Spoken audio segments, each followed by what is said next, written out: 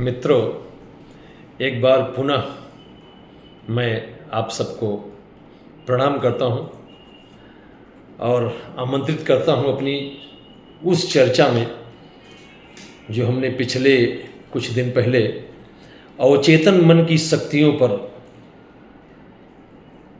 कर रहे थे। हमने पिछली चर्चा में बताया, एक सूत्र आप समझ लें कि इससे बड़ा और कुछ है नहीं।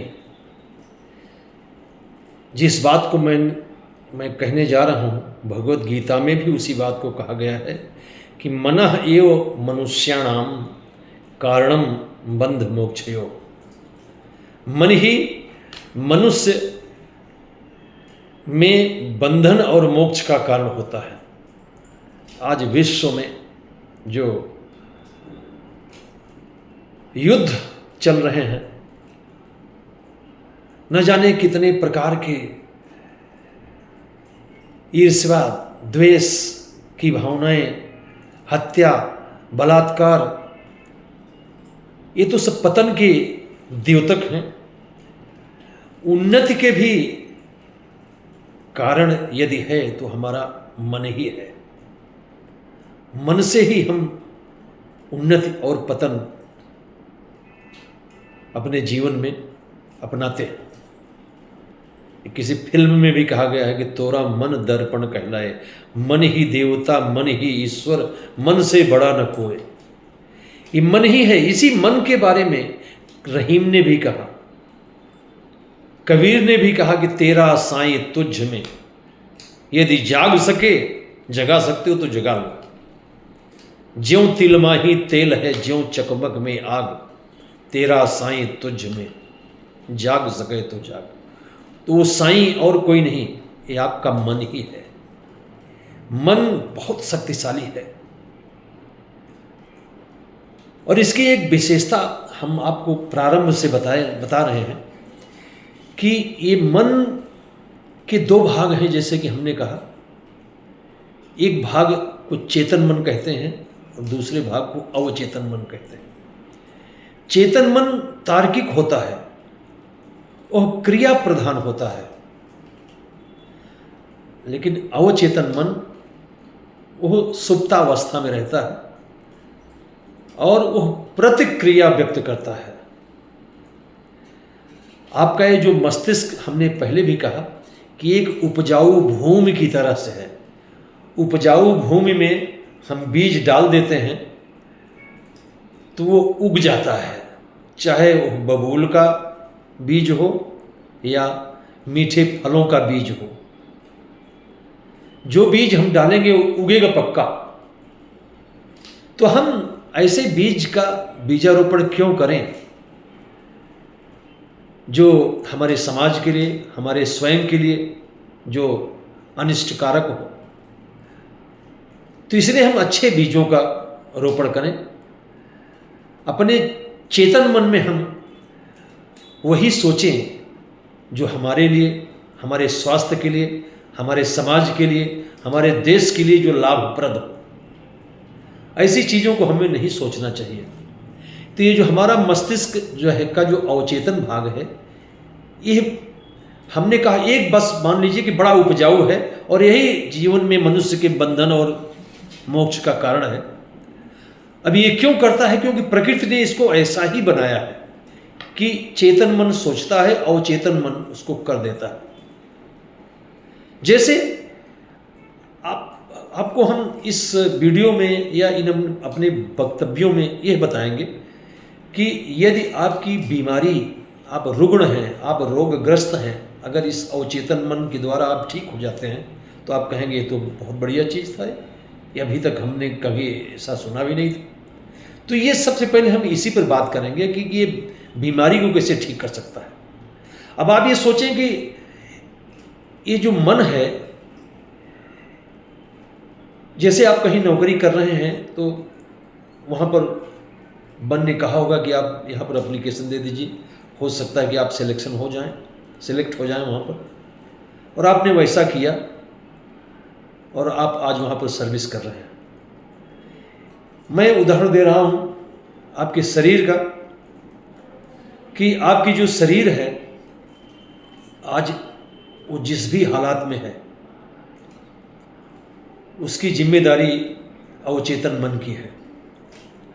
अवचेतन मन जिस तरह से सोचा उसी तरह से आपकी शरीर का निर्माण हुआ। आप इस पर बड़े गंभीरतापूर्वक सोचें तो आपको पता चलेगा कि बाल्यकाल में आप अपने को क्या बनाना चाहते थे। बचपन में जब स्कूल नहीं जाते थे उसके पहले से ही आपको क्या करना अच्छा लगता था। जैसे मुझसे यदि कोई पूछे तो बाल्यकाल में मैं स्वयं संत सम्मेलनों में जाता था, तो मुझे साधुओं की तरह से, संतों की तरह से लेक्चर देने का बड़ा शौक हुआ। और मैं स्वयं, अब वो मेरी अपनी बात हो जाएगी, उस पर मैं नहीं कहूँगा, लेकिन हम ये आपको विश्वास में लेने के लिए कह रहे हैं कि आपके आज शरीर की जो भी संरचना है वो आपके मन के कारण ही है। आपके अवचेतन मन ने उस शरीर का निर्माण किया है। आज आप जहाँ पर हैं, जिस हालात में हैं, उसमें आपके मन का बहुत महत्वपूर्ण रोल है। मन के कारण ही हुए हैं। चाहे आप बहुत ऊंचे ओहदे पर आसीन हैं या बहुत निम्न प्रकार का आप काम कर रहे हैं, जो भी हैं, चाहे आप राजनीति में हो, साहित्य में हो, इंजीनियरिंग की लाइन में हो, वकालत की लाइन में हो, डॉक्टर हो, कुछ भी हो, आप जहाँ पर भी हैं, पुलिस में हैं, आर्मी में हैं, आपके मन ने आपको खेलने कूदने के प्रति झुकाव नहीं किया होता तो आप आर्मी में, जहाँ पर 5-5, 10-10 किलोमीटर 2-2 घंटे की रनिंग करनी पड़ती है, वहाँ से आप एक ही दिन में छोड़ के भाग के चले आए होते। तो इस मन ने आपको बहुत पहले से उन सब बातों के लिए आपको तैयार कर दिया था। तो आज आप जो कुछ हैं वो आप अपने मन के कारण ही हैं, और वो मन आपके इसी मस्तिष्क में रहता है। इस मस्तिष्क के 2 भाग हैं, एक अवचेतन मन और एक चेतन मन। जो अवचेतन मन होता है वो प्रतिक्रिया व्यक्त करता है चेतन मन के विचारों पर। चेतन मन जैसा विचार करता है उस पर प्रतिक्रिया व्यक्त करता है। क्यों? क्योंकि वो बड़ा संवेदनशील होता है। किसके प्रति? चेतन मन के प्रति। अवचेतन मन जो है वो चेतन मन के प्रति बड़ा संवेदनशील होता है। जैसे संवेदन किसे कहते हैं? संवेदनशील होना। जैसे आप कविताओं, कहानियों, फिल्मों को देखते हुए आप रो पड़ते हैं तो आप बड़े संवेदनशील हैं उस दृश्य के प्रति, तभी आपकी आंखों में आंसू आ जाते हैं। तो इस तरह से आप ये समझिए कि ये जो अवचेतन मन है बड़ा संवेदनशील है। ये प्रतिक्रिया व्यक्त करता है चेतन मन के आधार पर। तो हम अपने मन में, अपने चेतन मन के द्वारा जो कुछ हम पाना चाहते हैं, अपने चेतन मन के द्वारा उस स्वीकारोक्ति को अवचेतन मन तक पहुंचाना है कि हमें ये चीज़ चाहिए।